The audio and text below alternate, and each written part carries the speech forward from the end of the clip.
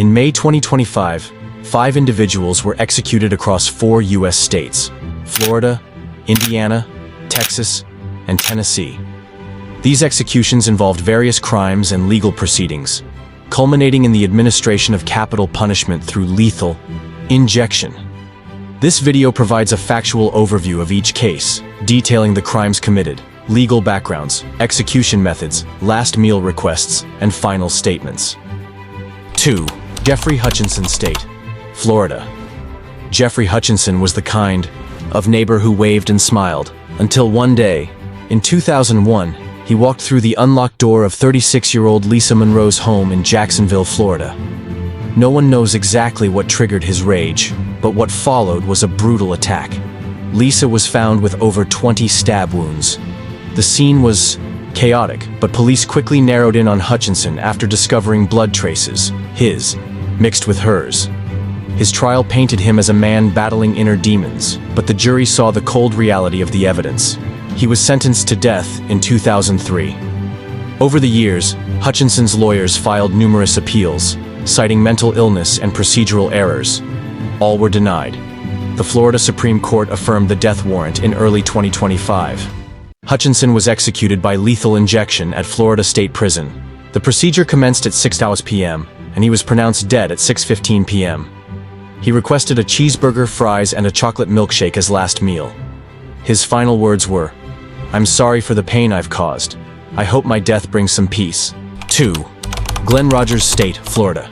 Dubbed the cross-country killer, Glen Rogers was no stranger to law enforcement by the time he murdered Tina Marie Cribbs in 1995. He met Tina in a Tampa bar. Hours later, she was found stabbed to death in a motel bathtub. Her wallet was missing. So was her car. Police caught up with Rogers in Kentucky after a high-speed chase. As they dug into his past, a grim pattern emerged. Investigators linked him to at least 5 murders across multiple states. Some even speculated he might have had ties to the Nicole Brown Simpson case, a claim never substantiated. Florida convicted him in 1997 for Tina's murder. Despite his erratic behavior and claims of government conspiracies, his death sentence held firm through decades of appeals. The execution was carried out via lethal injection at Florida State Prison. He was declared dead at 6:16 p.m. Rogers requested pizza, chocolate cake, and soda as last meal.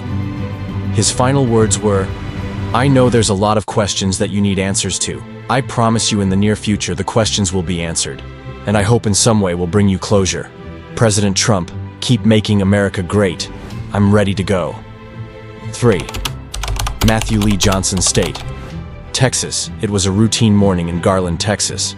In 2012, until 76-year-old Nancy Harris opened her family-run convenience store and came face-to-face with Matthew Johnson. Johnson wasn't just there to rob the register. Security footage would later reveal the horror. Johnson doused Harris in a flammable liquid and set her on fire. She managed to tell police what happened before succumbing to her injuries 5 days later in a hospital bed. The brutality shocked the community. Prosecutors described the act as pure evil. Johnson's defense pointed to drug addiction and a troubled childhood, but the jury was unmoved. He was sentenced to death in 2013. Despite his legal team's efforts over the next 12 years, Johnson's execution proceeded after the U.S. Supreme Court denied his final appeal. The execution was performed by lethal injection at the Huntsville unit. Johnson was pronounced dead at 6:30 p.m. He requested fried chicken, mashed potatoes, and green beans as last meal. His final words were, "I regret what I did. I'm sorry to the Harris family. May God forgive me." 4. Benjamin Ritchie State, Indiana. On a spring night in 2000, Officer William Toney pulled over a vehicle in Beech Grove, Indiana. It was a routine stop, until the driver, Benjamin Ritchie, stepped out and opened fire. Officer Toney, a father of 2, never had a chance. Ritchie fled, but was caught after a manhunt. At trial, prosecutors argued the shooting was intentional, part of a pattern of violent behavior. Ritchie claimed it was panic and self-defense. The jury didn't buy it. In 2002, he was sentenced to death. Over 2 decades, Ritchie tried to overturn the conviction through various appeals, including claims of ineffective counsel and trauma. But in the end, the courts upheld his sentence. The execution took place at Indiana State Prison in Michigan City. He was declared dead at 12:05 a.m. Ritchie requested a ribeye steak, baked potato, and a slice of apple pie as last meal. His final words were, "I accept responsibility for my actions. I'm sorry to the Tony family." 5. Oscar Franklin Smith State, Tennessee. It was October 1st, 1989, when Judith Smith and her 2 teenage sons, Jason and Chad Burnett, were found murdered in their Nashville home. Judith had been shot and stabbed. The boys were brutally attacked as well. Suspicion quickly turned to her estranged husband, Oscar Smith, who had a history of domestic violence. A bloody palm print and shell casings tied him to the scene.